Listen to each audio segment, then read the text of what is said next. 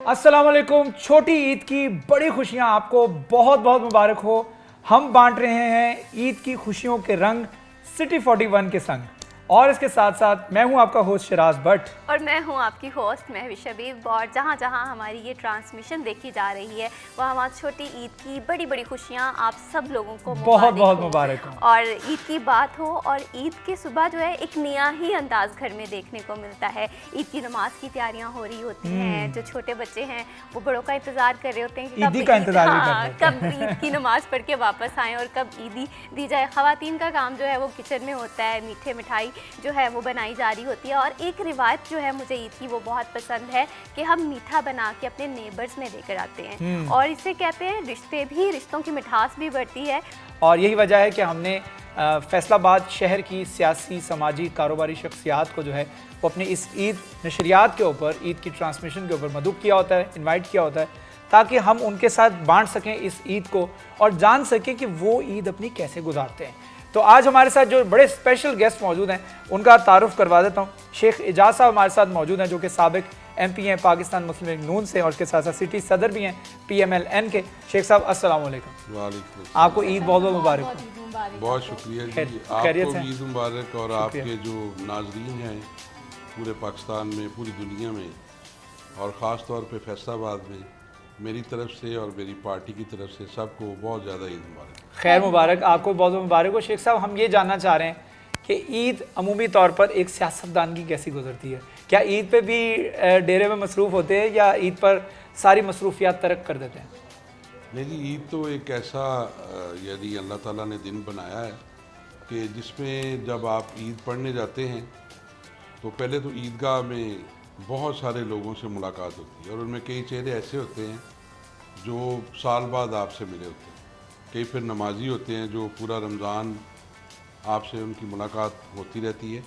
लेकिन ईद के ऊपर जब नमाज ईद अदा करने के बाद वहाँ अहले इलाका से, दोस्त अहबाब से ईद मिलते हैं, फिर आके मैं और इसी तरह मेरा ख़्याल है सारे मेरे कुलीग भी वो अपने अपने डेरों में, अपने अपने घरों में बैठ जाते हैं, और सारा दिन फिर ये ईदी का सिलसिला चलता रहता है। बिल्कुल शेख साहब, ईदी जो है ना, ईद ऐसा त्यौहार है जिसमें कहते हैं कि अपने से ज़्यादा दूसरों की खुशियों का हम ख्याल करते हैं। इस्लामी रवायात भी ये हैं और हमारे माशरे का हुस्न भी ये हैं। तो जो लोग भी हमें देख रहे हैं, अगर आसपास उनके ऐसे लोग हैं जिन्हें आपकी मदद की ज़रूरत है, तो इस ईद लाजमी आप उनकी मदद करें। और शेख साहब, मैं यहाँ पर आपसे जानना चाहूँगी, कहते हैं कि बचपन की ईदें जो है ना वो बहुत ख़ास होती हैं। जैसे जैसे हम बड़े होते हैं तो कहीं ना कहीं वो, जिसे कहते हैं, हल्की सी कमी महसूस होती है। तो आपकी ज़िंदगी की सबसे यादगार ईद कौन सी थी?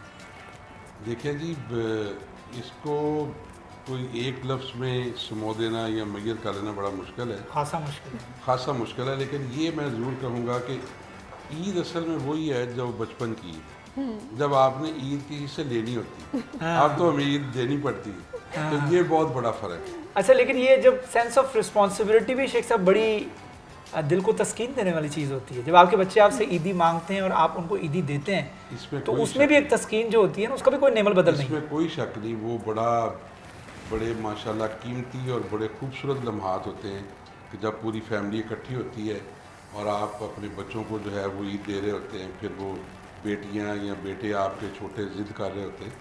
और उससे कबल मैं समझता हूँ कि असल ईद वही है जिसकी तरफ आपने इशारा किया है कि माह रमज़ान में एक तो अल्लाह ताला की बेपायां रहमतों का नज़ूल होता है, फिर हमारी जो उशर ज़कात का बड़ा ज़बरदस्त कॉन्सेप्ट है हमारे दीन इस्लाम में। और अगर हम अपनी ज़कात जो है वो बिल्कुल इस्लामिक पॉइंट ऑफ व्यू से देना शुरू कर दें, तो मैं नहीं समझता कि हमारे इर्द गिर्द कोई गरीब बंदा भी रह जाएगा। तो ईद का त्यौहार जो है वो, उसमें आपको सबसे जो अहम बात वो ये है कि आपको अपने इर्द गिर्द उन लोगों को देखना चाहिए जो ईद मनाने के उस लेवल के ऊपर काबिल नहीं हैं या डिप्राइव्ड हैं, जिनके पास कपड़े नहीं हैं, जिनके पास पैसे नहीं हैं ईद के लिए। तो आपको उन घरों में जाना चाहिए चुपके से और जाके उनको ईद देनी चाहिए। बिल्कुल, वो असल में ईद है, वरना मैं समझता हूँ कोई ईद नहीं है, फिर दिखावा ही है सब। अच्छा शेख साहब, ये मैंने देखा है, नोट किया है कि अक्सर औक़ात जो गदागर होते हैं, मांगने वाले होते हैं, ईद पर आपको सड़कों पर पहले से ज़्यादा नज़र आ रहे होते हैं। और अक्सर लोग कहते हैं कि यार इन लोगों को ना दिया करो, तलाश करके खुद ही दिया करो। मैं समझता हूँ कि अगर वो ये लोग ईद के दिन ही निकलते हैं, दिहाड़ियाँ लगाने के लिए निकलते हैं, तो मैं समझता हूँ अगर वो दिहाड़ी लगाने के लिए निकलते हैं तो ईद पे निकले हैं ना, तो ये वो पूरा साल वेट करते हैं कि ईद आएगी तो हमारी भी दिहाड़ी लग जाएगी कुछ ना कुछ। तो मुझे लगता है इस मौके के ऊपर जो मांगता है आपसे उसको देना चाहिए और जो नहीं मांग पा रहा है उसको भी देना चाहिए। देखिए ना जी, ये तो जो डिज़र्विंग लोग हैं मैं समझता हूँ उनको तो आपने देना ही देना, लेकिन जिसने आपके आगे हाथ फैला दिया, ये व्हाट्सअप दुनिया का सबसे मुश्किल काम है कि कोई बंदा अपनी अना जो है वो आपके सामने सरेंडर करे और आपके आगे हाथ फैला दे, तो फिर आप उसको भी दें। हम इस काबिल हैं जितना अल्लाह ने हमें दिया हुआ है, बिल्कुल सही कहा। तो अल्लाह ताला उसको भी दे रहा है जो उस काबिल नहीं है, और जो काबिल है उसको भी दे रहा है। तो वो देना शख्स तो आपके पास मांगने आया, क्या पता अल्लाह ताला की तरफ से भी आया हो। बेशक आपका देना जो है ना, देना तकसीम करना जी, ये अल्लाह की सिफ्त है। और कुछ लोग हमारी सोसाइटी में ऐसे भी हैं जो कि सफ़ेद पोश हैं, और बहुत सारे लोग हैं जो कि मदद करना चाहते हैं लेकिन उन्हें ये नहीं समझ आता कि हम मदद किसकी करें।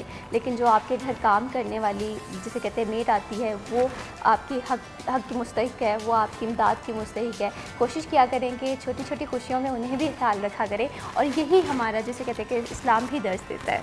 बेशक ये तो दीन ने तकसीम कर दी है जी, कि सबसे पहले जो है आपने देना है तो आप अपने बहन भाइयों में से देखें जो यानी जिसके पास वसाइल की कमी, उसके बाद अपने अजीज़ व अकारब में देखें, फिर आप अपने दाएं बाएं देखें, हमसायगी में देखें, वो जिसे कहते हैं ना अव्वल खेश बाद दरवेश वाली बात, तो उनको देखने के बाद फिर आप बाहर जाएं। और मैं समझता हूँ कि अगर आप ये देखना शुरू कर दें, वो बड़ी खूबसूरत बात मौला अली ने फरमाई थी कि अगर किसी बंदे के पास, उसको पता है कि मैं फ़लाँ बंदे की, मेरे पास मदद करने की ताकत मौजूद है, मैं उसकी मदद कर सकता हूँ नोइंगली, और वो मदद नहीं करता, तो फिर वो शेख साहब तो हो सकते हैं, चौधरी साहब तो हो सकते हैं, और कोई और साहब तो हो सकते हैं, लेकिन मोमिन हरगिज़ नहीं हो सकते। कैसी बात है कि, और मेरे ख्याल में मोमिन की कंडीशन लगा देना एक बहुत बड़ी है, मुझे लगता है कि इस पर दिस इज़ वेरी अलार्मिंग, और हमें इसके ऊपर तवज्जो भी देनी चाहिए। शराज, और जितनी ज़्यादा हम अपनी खुशियाँ बांटेंगे, कहते हैं कि खुशियाँ बांटने से बढ़ती हैं और गम जो हैं वो बांटने से कम होते हैं।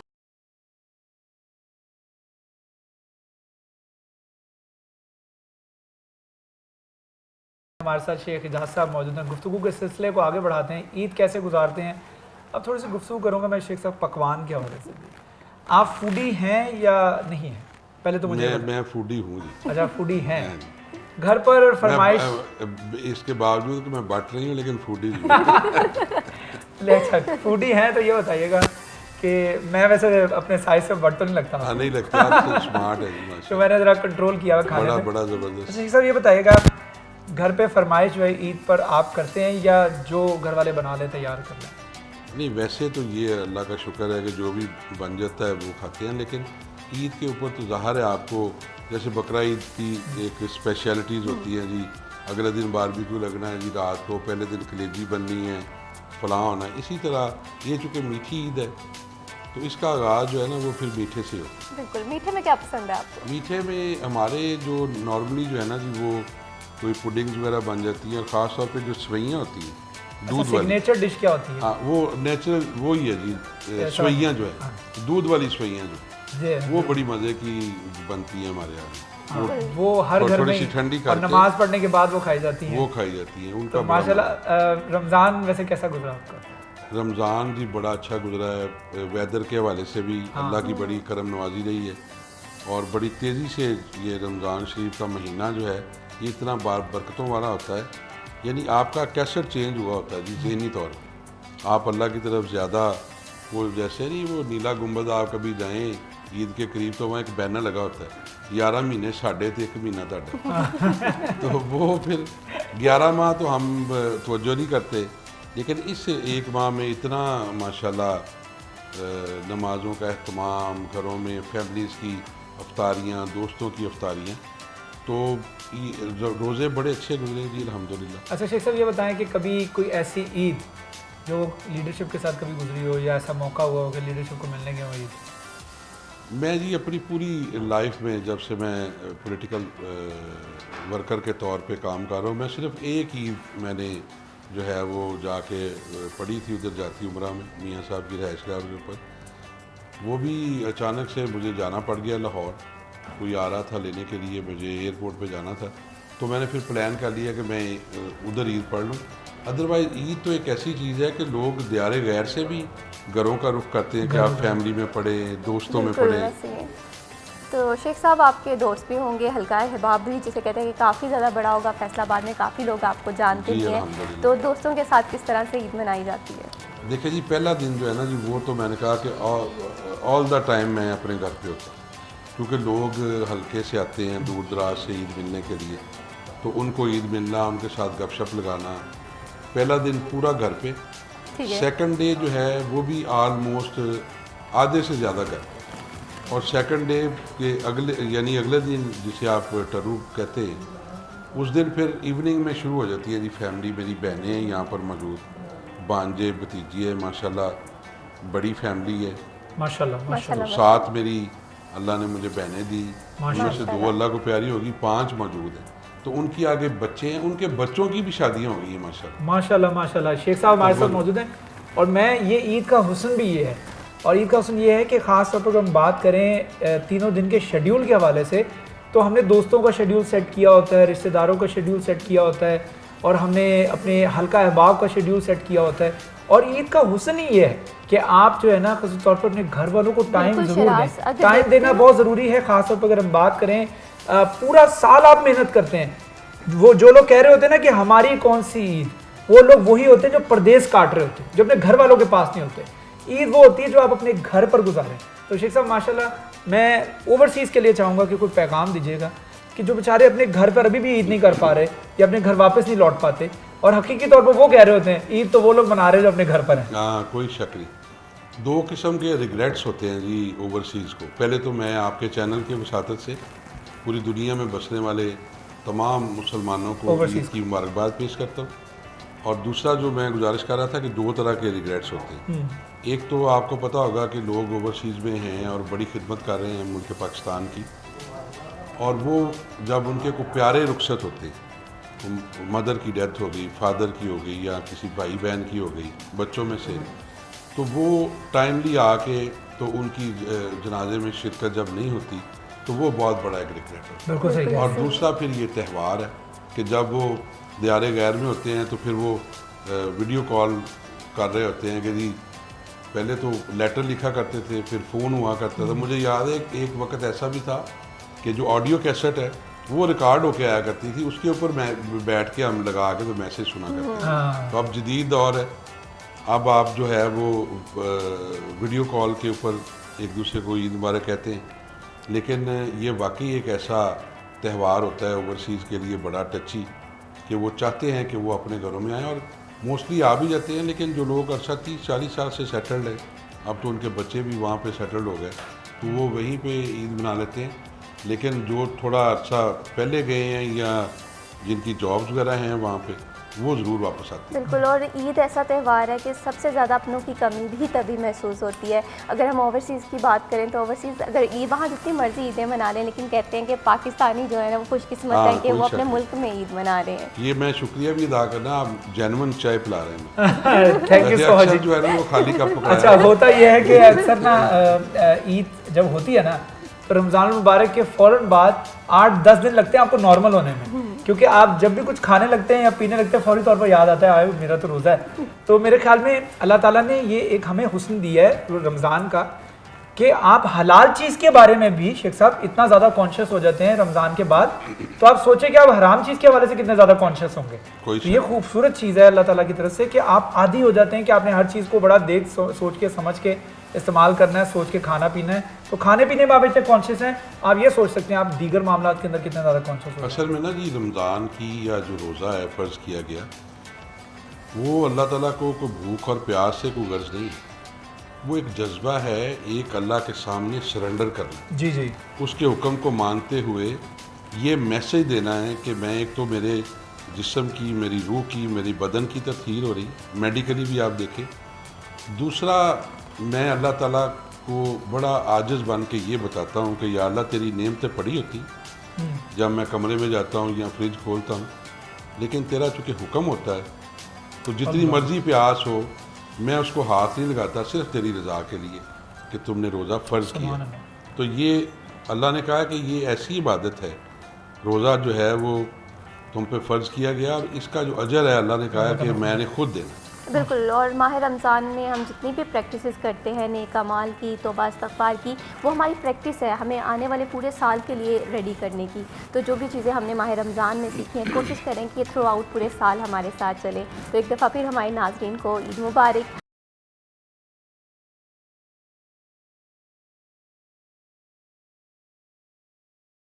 हमारे साथ इस वक्त हमारे शेफ़ मौजूद हैं और हम लोग इस वक्त किचन में मौजूद हैं। शेफ़ वंस अगेन ईद मुबारक आपको। खैर मुबारक, आपको भी ईद मुबारक। कैसे हैं? खैरियत से? अल्हम्दुलिल्लाह, आप दोनों खैरियत से? अल्हम्दुलिल्लाह। और बेहतरीन, आपको ईद मुबारक हो। खैर मुबारक। और शेफ़ ये बताएं कि मीठी ईद होती है और जिसे कहते हैं कि मीठे मीठे पकवान बनते हैं, बिल्कुल। तो आज हम मीठे में क्या बना रहे अच्छा, हैं? जिस तरह आपने बताया कि मीठी ईद होती है और मीठी ईद पे जब तक सवैयाँ ना बने ना तब तक लगता ही नहीं है कि ईद है। ठीक मेरे है, ख्याल में तो बहुत ज़रूरी है सवैयाँ। बिल्कुल, हाँ, सवैयाँ वैसे ही मतलब ज़रूरी ईद हैं।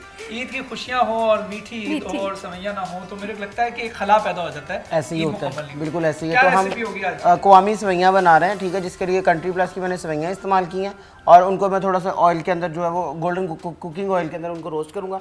जब वो थोड़ा सा क्या नाम देते हैं? कवामी सवैयाँ। कवामी सवैयाँ। ठीक है, और उसके बाद इसके अंदर चीनी का शीरा जाएगा। ठीक है, और जब लास्ट में हम इसको सर्व करेंगे तो ऊपर खोया डालेंगे। सही। आप भी क्वामी रेसिपी जो है, क्वामी सवैयों की रेसिपी आप भी नोट कर ले और यकीनन ये बहुत मज़ेदार बनेगी। बिल्कुल सही कहा। और इसके साथ साथ गोल्डन कुकिंग ऑयल जो है उसमें तैयार की जाएंगी ये सवैयाँ। और गोल्डन कुकिंग ऑयल के हवाले से बात करें तो सोयाबीन और कनोला का मुरक्कब है और कोलेस्ट्रॉल फ्री है, आपकी सेहत का ज़ामिन है। जितने भी पूरे रमज़ान में पकवान जो यहाँ तैयार किए गए वो सारे के सारे गोल्डन कुकिंग ऑयल में ही तैयार किए गए। और हमारा भरोसा है, हमारा एतमाद है, क्योंकि ना सिर्फ खाना जायकेदार बनता है बल्कि इसके साथ गोल्डन कुकिंग ऑयल में ख़ुसूसी तौर पर अगर खाना तैयार करते हैं तो कोलेस्ट्रॉल फ्री होता है। और इसके साथ साथ जितने भी पकवान तैयार हुए हैं थ्रू आउट द रमज़ान वो सारे के सारे कंट्री प्लस के मसाला इस्तेमाल करते हुए जो हैं वो हुए हैं। कंट्री प्लस के हवाले से ख़ास तौर पर बात करें, एक नया इनिशिएटिव उन्होंने लिया है कि इन्होंने 12 जार मुतारिफ करवाए हैं मसालों के। और 12 जार्स का फ़ायदा ये है कि अगर आप ये 12 जार जो हैं वो ख़रीदते हैं तो आपको साथ में एक किचन बॉक्स जो है वो बिल्कुल मुफ्त मिलता है। और ये 12 जार्स का फ़ायदा ये है कि आपने जितना मसाला इस्तेमाल करना है आप उतना इस्तेमाल करिए, बाकी ढक्कन लगा के इसको पैक करके आप वापस रख सकते हैं। ना मसाला गीला होगा, ना इसमें पानी जाएगा, ना इसमें मॉइस्चर जाएगा। इसका सबसे ज़्यादा फ़ायदा ये है। और दूसरा फ़ायदा ये है कि मसाला कहीं गुम नहीं होता है। तो अभी जाइए अरमा स्टोर के ऊपर, क्योंकि अरमा स्टोर एक बड़ी ज़बरदस्त फैसिलिटी है जो कि कंट्री प्लस ने मुतारिफ़ करवाई है। और अरमा स्टोर से अभी अपना ये 12 मसाले या कोई भी प्रोडक्ट आप ख़रीदना चाह रहे हैं, जिस तरह आज हमने सवैयाँ बनाई हैं ईद की मुनासबत से, तो वो भी आप खरीद सकते हैं घर बैठे हुए। ये प्रोडक्ट जो है वो आप तक पहुंच बिल्कुल शराज, यूँ कहें कि ख़वातीन की ज़िंदगी कंट्री प्लस ने आसान बना दी है।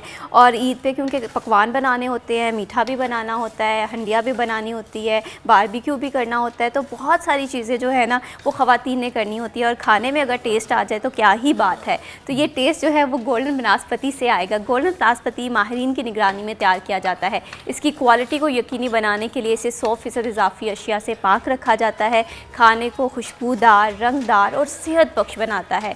पाम, सोयाबीन्स और कपास के बीजों का ये बनास्पति मरकब है।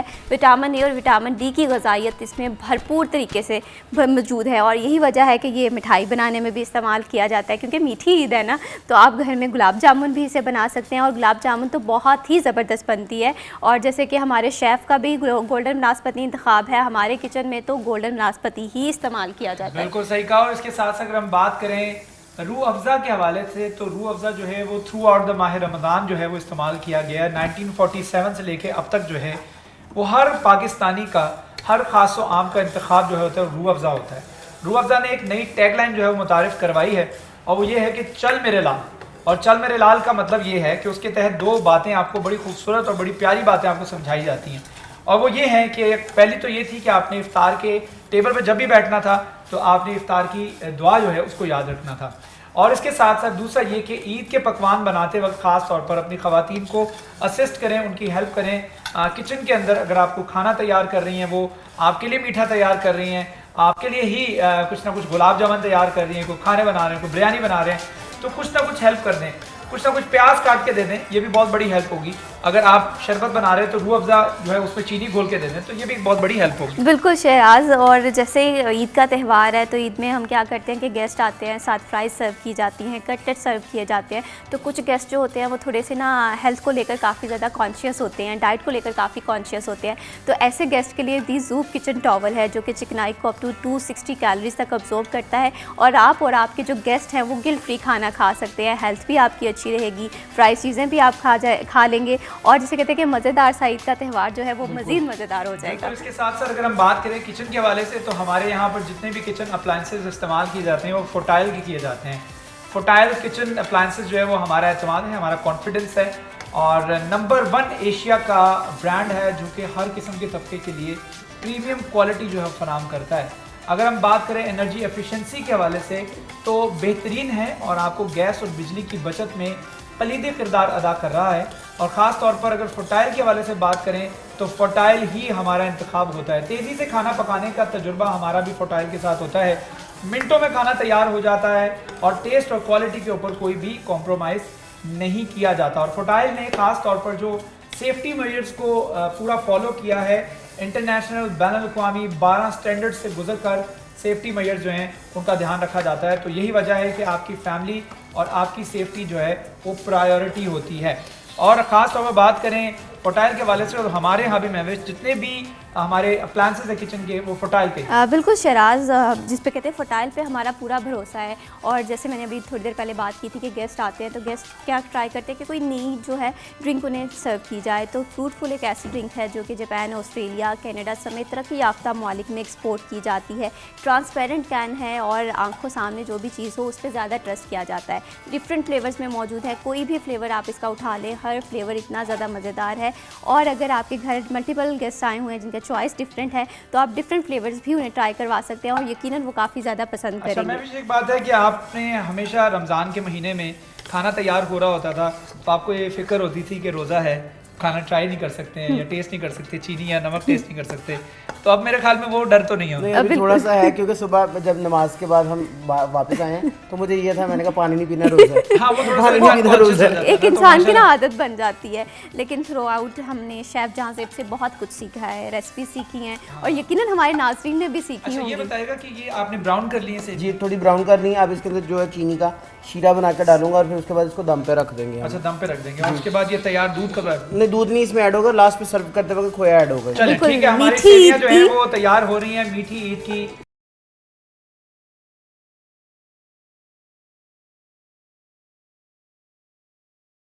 ईद की खसूसी नशरियात में आपको एक दफ़ा फिर खुश आमदीद कहते हैं। छोटी ईद बड़ी खुशियाँ। शेख एजाज साहब हमारे साथ मौजूद हैं, गुफ्तगू के सिलसिले को आगे बढ़ाते हैं।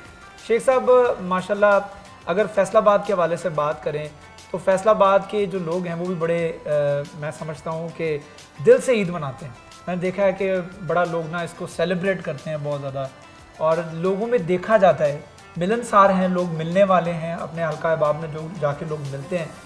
तो ये बताएगा कभी ईद पर आपको ऐसा महसूस हुआ कि यार मैं बहुत ज़्यादा मसरूफ़ हो गया हूँ, अब फैमिली के लिए टाइम नहीं निकल पाता है, या आपके हल्का अहबाब में ज़ाहिर बात है उन लोगों को मिलना पड़ता है। आप ईद की नमाज़ पढ़ते हैं तो घर आते आते आपको सुबह के 9-10 बज जाते हैं, ये मुझे पता है इस चीज़ का, क्योंकि मैंने आपके साथ ईदें पढ़ी हुई हैं। तो माशाल्लाह लोग जाने नहीं दे रहे होते, कभी किसी से मिल रहे हैं और कभी किसी से मिल रहे हैं, और फिर सबसे मिलना पड़ता है, एक आखिरी बंदे से मिलना पड़ता है, और आप आखिरी शख्स होते हैं जो मस्जिद में सबसे एंड पे घर जा रहे होते हैं। तो कभी ऐसा महसूस हुआ कि मैं अपने फैमिली के लिए उस तरह से टाइम निकाल नहीं पा रहा हूँ? नहीं, जब हम जो लोग होते हैं ना जी, जो पॉलिटिशियंस हैं वो उनको कहते हैं जी हम पब्लिक प्रॉपर्टी। नो डाउट के आपके घर का टाइम, आपकी फैमिली का टाइम कंप्रोमाइज़ तो होता है, लेकिन मैं समझता हूँ कि जब आप विलिंगली ये काम कर रहे हैं, अगर आप सियासत में हैं, खिदमत करना चाह रहे हैं लोगों की, तो फिर उसको आपको उसके मुताबिक अपने आप को ढालना पड़ेगा। फिर जो लोग आपसे फ़र्ज़ करें मेरी कॉन्स्टिट्यूंसी में 20 यूनियन कौंसल्स, ये आखिरी यूनियन कौंसल में लोग 10-12 तैयार हो के पूरे वो मेरे घर पे आते हैं और मैं उनसे आगे से मिलता ही नहीं, तो वो फिर क्या फील करेंगे कि यार ये हम तो अपने अवामी नुमाइंदे को ईद मिलने गए थे। तो फिर वो टाइम जो है ना आपको फैमिली का, वो ज़ाहिर है अगर आपने को लोगों से मुमताज़ हैसियत अपनानी है किसी भी वॉक ऑफ लाइफ में फील्ड में आपके, तो फिर आपको मुख्तलिफ जो कुर्बानियाँ देनी पड़ती हैं, उसमें सबसे बड़ी जो है वो टाइम की। तो शेख साहब को भी फैमिली की तरफ से ये बात हुई हो कि हमारे टाइम पे कॉम्प्रोमाइज़ किया जा रहा है, हाँ, कभी ऐसे कोई ये शिकायत आई हो? रहता है जी। पहले ज़रा होम गवर्नमेंट तंग थी, तो उसके बाद फिर वो आदी हो गई है माशाल्लाह। अच्छा, अब तो टाइम पे चले जाए ना व्हाट्सएप घर, तो कहते जी आज खैर उसी टाइम ना घर आएगी। अच्छा शेख साहब ये बताइएगा कि अगर हम बात करें फैसलाबाद के वाले से थोड़ी सी गुफ्तगू करता हूँ मैं कि फैसलाबाद का फ्यूचर क्या देख रहे हैं आने वाले 5 सालों में? आप फैसलाबाद के अंदर मेट्रो चलती देख रहे हैं, फैसलाबाद के सीवरेज के मसाइल, वासा के इशूज़, FWMC के मसाइल, अगले 5 साल में बेहतर फैसलाबाद देख रहे हैं? जी इंशाल्लाह ताला। आप देखें, मैं तो कहता हूँ कि आप तो नियर फ्यूचर बात कर रहे हैं ना। अभी मैं आपके चैनल के वसातत से आपको एक गुड न्यूज़ देना चाहता हूँ कि जो वासा है वो एक इंडिपेंडेंट जो है ना उसको बॉडी बना दिया गया। अच्छा, पहले वासा FDA के अंडर था, वो सिस्टर कंसर्न डिपार्टमेंट था। अब उसकी लेजिस्लेशन हो गई है, वो एक्ट बन गया हुआ है। उसमें एक जैसे MD बैठते हैं, वहाँ पे MD जो है पंजाब बैठा करेंगे और वो पूरे वासाज को देखेंगे, ताकि उसकी जो कारकर्दगी है जिसके ऊपर कुछ सवालिया निशान रहता था, उसको जो है वो बेहतरीन तरीके से लोगों का खिदमत करने का अदारा बनाया जाए, क्योंकि ये बड़ा अहम अदारा है। उसके बाद आप बात कर रहे हैं FWMC के वाले से। देखिए एक दौर था कि पहले आपका सफाई सुथराई का निज़ाम बड़ा बुरा था। हाँ, शहबाज साहब के दौर में FWMC का वजूद में लाया गया इसको, जो पहले वो LWMC बनी, लाहौर वेस्ट मैनेजमेंट कंपनी। फिर उसका दायरा इख्तियार पंजाब में वसी किया गया, फिर FWMC फैसलाबाद बना। लेकिन अब जो मरियम साहबा ने काम किया वो तो कमाल कर दिया सुथरा पंजाब के हवाले से। भट्ट साहब आप देखें कि हर गांव चौक में वो पड़े हुए हैं हर जी। चौक में, गांव में, हर सड़क शेख साहब आप यकीन आपको कीजिएगा, नजर मैं एक आती दिन है। सूसा रोड पे जा रहा हूँ, साफ सुथरा। मैं सूसा रोड पे जा रहा हूँ और मेरे हाथ में एक रैपर है और मैंने वो रैपर गाड़ी में फेंकने लगा था, लेकिन वो गीला हो गया था रैपर। अमूमी तौर पे मैं गाड़ी में रख लेता हूँ, रैपर गीला हो गया और मैं गाड़ी में रख नहीं सकता था, तो मैंने सोचा कि उसको ग्रीन बेल्ट पे फेंक दिया जाए। मैं ग्रीन बेल्ट के करीब गया हूँ तो वहाँ पर सुथरा पंजाब का बॉक्स पड़ा हुआ, वो बॉक्स तो मैं समझता हूँ कि हर कोने कोने में अगर शहर की ये चीज़ पड़ी हुई है तो मैं वाकई में हमारी पंजाब गवर्नमेंट जो है ये उसके लिए उनकी कारकर्दगी जो है बड़ी लायक तहसीन है। बहुत बड़ी लीड ली है जी मोहतरमा ने। इसके अलावा बहुत सारे प्रोजेक्ट्स जो हैं वो आपके सामने हैं। जो स्टूडेंट्स हैं हमारे, उनको लैपटॉप दिए जा रहे हैं। जो बच्चियाँ हैं हमारी जो बेचारी जा नहीं सकती थी, उनको स्कूटीज़ दी जा रही हैं, इलेक्ट्रॉनिक बाइक्स दी जा रही हैं, इलेक्ट्रिक बाइक्स दी जा रही हैं। और ये सारी इनोवेशन जो है वो पंजाब आपने देखना तो अपने पाकिस्तान के अंदर रह के ही है ना जी। आपने UK से या टर्की से या अपने आप से कंपेयर नहीं करना। आपने देखना है कि पिछले सालों से कंपैरिजन करना है। और फिर आपके 4-5 सूबे, गिलगित बल्तिस्तान ऐड करके पहले 4, उसमें आप देख रहे हैं कि किसकी कारकर्दगी जो है वो नंबर 1 पे। ओबियसली जितने सर्वेज हो चुके हैं, अवामी सर्वे या जिन भी NGOs ने किए हैं, कंपनीज ने किए हैं, वो अल्हम्दुलिल्लाह मरियम साहबा की कारकर्दगी जो है वो टॉप पे जा रही है। और बतौर फर्स्ट विमेन चीफ मिनिस्टर ये भी बहुत बड़ा क्रेडिट है। बिल्कुल कि ख़वातीन के बारे में कहते थे ये बड़ी नाजुक मिजाज उठती हैं, ये घर से निकल नहीं सकती, काम नहीं कर सकती, तो उन्होंने साबित किया है, बिल्कुल चीफ मिनिस्टर उन्होंने साहिबा डिलीवर ने किया। ये बात वाकई ही साबित की है। यहाँ पर अगर फैसलाबादियों की बात करें तो फैसलाबाद में तफरीही मकामात उस तरह से नहीं है। मरीम नवाज साहिबा की जानिब से सफारी पार्क का ऐलान किया गया है, तो सफारी पार्क का हम कब तक देख रहे हैं कि कब तक फैसलाबाद में बन जाए? ये इंशाल्लाह जो अगला जो ADP है उसमें सफारी पार्क के लिए भी एक हैवी अमाउंट मुख्तस की जा रही है। और उसके अलावा आपने जैसे मेट्रो का जिक्र किया, वो भी आ रही है। अभी ये बजट जून का जब आ रहा है तो उसके ADP में वो रिफ्लेक्टेड प्रोजेक्ट है अल्हम्दुलिल्लाह। और वो भी आपको यहाँ पे स्पीडो बस भी नज़र आएगी, मेट्रो भी नज़र आएगी, आपको यहाँ पर सफारी पार्क भी नज़र आएगा, आपको यहाँ पर मुख्तलिफ इलाकों में स्पोर्ट्स कॉम्प्लेक्स नज़र आएंगे। जो यंगस्टर हैं उनको खेलों की तरफ माइल करना है। बहुत शुक्रिया आपकी तशरीफ़ आवरी का। और अब चलते हैं मरियम रज़ा की जानिब, देखते हैं कि वो ईद किन गेस्ट के साथ सेलिब्रेट कर रही हैं और कैसे सेलिब्रेट